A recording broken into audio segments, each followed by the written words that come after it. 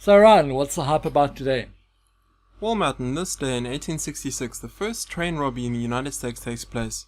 The Reno gang carried out the first robbery of a moving train, making off with over $10,000 from an Ohio and Mississippi train in the Jackson County of Indiana. Prior to this, holdups had only taken place on trains sitting at the stations or at freight yards. And on this day in 1973, Egyptian and Syrian forces launched a coordinated attack against Israel on Yom Kippur, the holiest day in the Jewish calendar. The attack takes the Israeli Defense Force by total surprise, and Egyptian troops sweep into the Sinai Peninsula. The Syrians, however, struggle to take the Golan Heights. The war becomes known as the Yom Kippur War, and also brings the United States and Soviet Union to the brink of war. And while on that subject, on this day in 1981, Anwar Sadat, the president of Egypt, is assassinated while he reviews troops on the anniversary of the Yom Kippur War.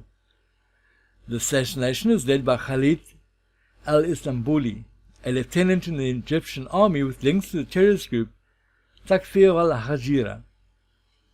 On this day in 1967, US jets strike targets in North Vietnam.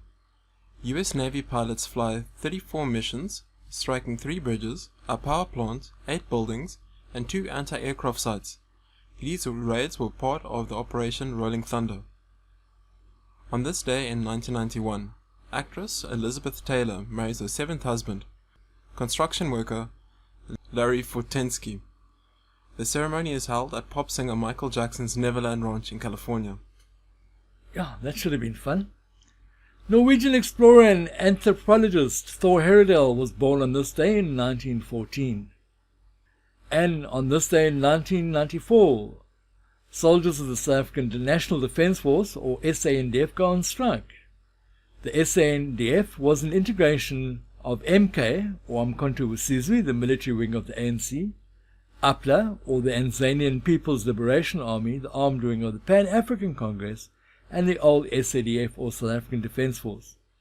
The soldiers are striking over problems with the integration process. And finally, on this day in 1902, the 3,200-kilometer long railway line between Cape Town in South Africa and Beira in Mozambique is completed.